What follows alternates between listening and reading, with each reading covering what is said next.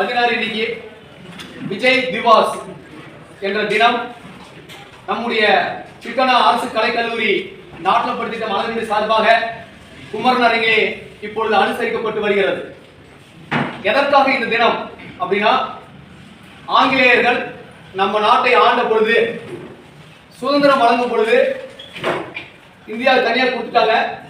பாகிஸ்தான் கிழக்கு, பாகிஸ்தான் மேற்கு அப்படிதான் பிரிச்சு கொடுத்தாங்க. கொடுக்கும் பொழுது என்ன ஆகி போச்சுன்னா, அந்த கிழக்கில் வசிக்கக்கூடிய மக்களுக்கு வந்து நமக்கு தனி நாடு வேணும் அப்படின்னு போராடக்கூடிய என்ன ஆகி போச்சு அப்படின்னா, பாகிஸ்தான் வந்து விட்டு கொடுக்கலீங்க.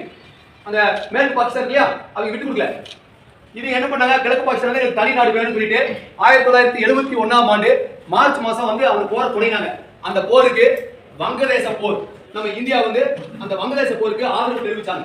ஆதரவு தெரிவிச்சு அந்த 71ஆம் ஆண்டு மார்ச் மாசம் போராட தொடங்கினாங்க. அந்த போர் இப்படி 13 நாள் தொடர்ந்து அந்த போர் நடக்கும் பொழுது அப்பதான் வந்து வங்கதேசம் அப்படிங்கிற பங்களாதேஷ் என்ற ஒரு நாடு உருவாச்சு. அதுலயும் ராணுவ வீரர்கள் உயிர் நீத்திருப்பாங்க இல்லையா, அந்த 13 நாள் தொடர்ந்து கடுமையான போர் நடந்தது. அந்த ராணுவ வீரர்களுக்கு நம்மளால செய்ய முடிஞ்சது ஒரு மலரஞ்சலி செலுத்தி அவங்களுக்கு மரியாதை செலுத்தி எவ்வளவு கஷ்டப்படுறாங்க. ஏன்னா பனிகாலம், நம்ம இந்த மார்கழி மாசம் இன்னைக்கு 1ஆம் தேதி, இந்த பனியை நம்ம தாங்க முடியல. காலத்துல வெயில் இருக்கும், மழையும் வரும், பனியும் வரும். இங்கேயே நம்மளால தாங்க முடியல. அந்த ஹிமாலயஸ் அந்த ஏரியால பாத்தீங்கன்னா மிகப்பெரிய பனிப்பொழிவு நிறைய இருக்கும்.